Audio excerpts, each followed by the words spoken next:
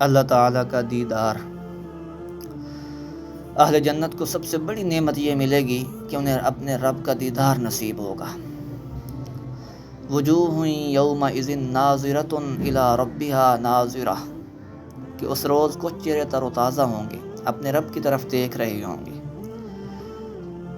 ایک دفعہ بعض صحابہ کرام نے پیغمبر علیہ الصلاۃ والسلام سے سوال کیا کہ ہل نرا ربنا یوم القیامہ، کہ کیا قیامت کے دن ہم سب اپنے رب کو دیکھ سکیں گے؟ آپ صلی اللہ علیہ وسلم نے ارشاد فرمایا ہل تضارون فی القمر لیلۃ البدر، کہ کیا 14ویں رات کا چاند دیکھنے میں تمہیں کوئی دقت ہوتی ہے؟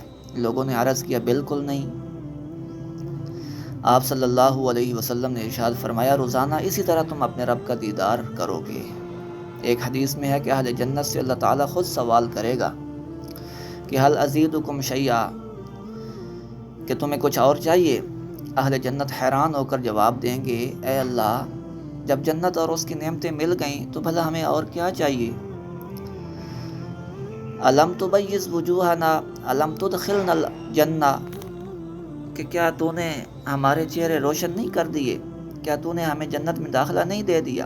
بھلا اس کے بعد ہمیں اور کیا چاہیے؟ اللہ تعالیٰ جواباً ارشاد فرمائیں گے کہ نہیں، آج میں تمہیں کچھ مزید بھی دینا چاہتا ہوں۔ للذین احسنوا الحسنی وزیادہ، جن لوگوں نے نیکیاں کی ان کو اچھا بدلہ بھی ملے گا اور کچھ زیادہ بھی ملے گا۔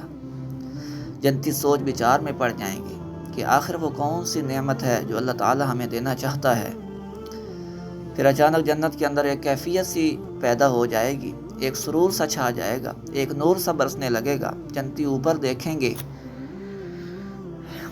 فیکشف الحجاب، تو اللہ تعالیٰ پردہ اٹھا دے گا، تو وہ بلا حجاب اپنے رب کو دیکھیں گے۔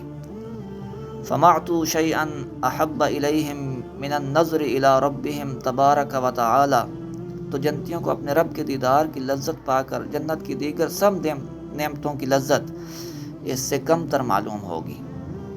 صرف اللہ تعالیٰ کا دیدار نصیب نہ ہوگا بلکہ اللہ تعالیٰ سے شرف ہم کلامی بھی نصیب ہوگا۔ اللہ تعالیٰ خود اہل جنت کو سلام پیش کریں گے، سلام قولا من رب الرحیم۔ اللہ تعالیٰ ہم سب کو اپنے دیدار سے بہرہ مند فرمائے، آمین۔ وما علینا الا البلاغ المبین۔